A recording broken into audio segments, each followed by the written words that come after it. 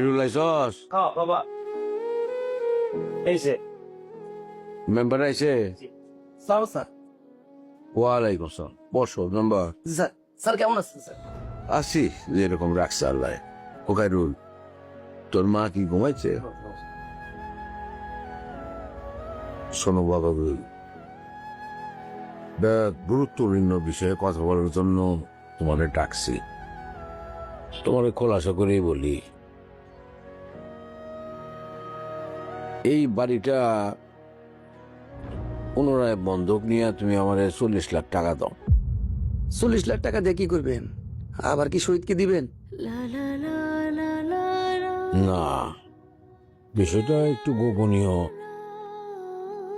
তোমার চাষির একটা কঠিন অসুখ হয়েছে, ব্রেনে অপারেশন করা লাগবে, মেলা টাকার দরকার।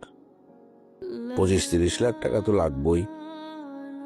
তারপরে যদি ভালো হয় তো ভালো, আর যদি ভালো না হয় তাহলে তো আল্লাহ যা করে তাই হবে। বিষয়টা তোমার চাচি নিজে জানে না, তাকে বলা হয় নাই। আর আমি তোমারে অনুরোধ করব এই বিষয়টা গ্রামে আর কারোর সাথে তুই যা আলাপ না করো। তাহলে স্যার আপনি শহীদকে বলেন, শহীদের তখন বেশ ভালো টাকা পয়সা হয়েছে। বাবাজি, পুরুষ মানুষ কখন তার নিজের বাড়ি বন্ধক দেয় এই বিষয়টা তুমি বোঝো না, খোলাসা করে বলতে হবে। কিন্তু স্যার বন্ধু রেখে আপনি এই টাকা পরিশোধ করবেন কিভাবে? সেটাও তো একটা বড় প্রশ্ন। স্যার তার সাথে আপনি এক কাজ করেন, টাকা নিয়ে একবারে দলিল করে দেন। এত তাড়াতাড়ি গ্রাহক জোগাড় করতে পারবা? না মানে ঘটনা হয়েছে যে আপনার যেহেতু সমস্যা, আপনার আপত্তি না থাকলে আমি নিতে পারি। তুমি নিবা? হ্যাঁ স্যার, দাম দরে পোষাইলে আমি নিয়ে নেব। তাহলে তো কথাই নাই। তো ঠিক আছে মেম্বার, এত কষ্ট করে আসছো, রাইছে এবারে তো আর তোমার কোনো খাইতে জানো না স্যার, ঠিক আছে স্যার, দোয়া করেন। আসি স্যার, আসসালামু আলাইকুম। ওয়াও,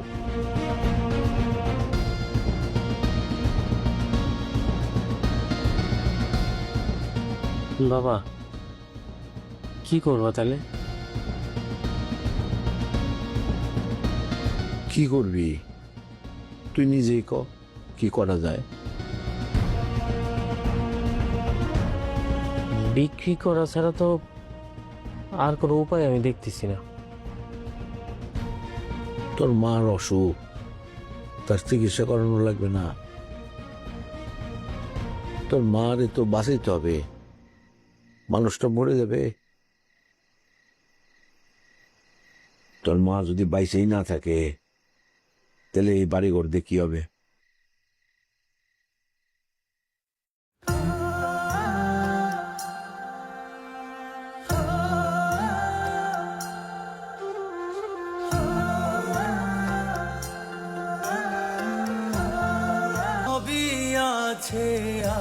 ইকবাল, গাড়ি সাইড করো।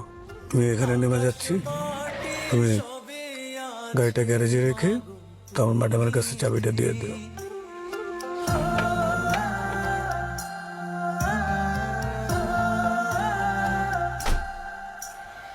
বিছানা চাদর সব গোছালো আছে সেভাবেই, উড়ছে ঘরে তোমার সুবাস শুধু। এই চিকিৎসা ব্যয় সম্পর্কে আমি ধারণা নিছি।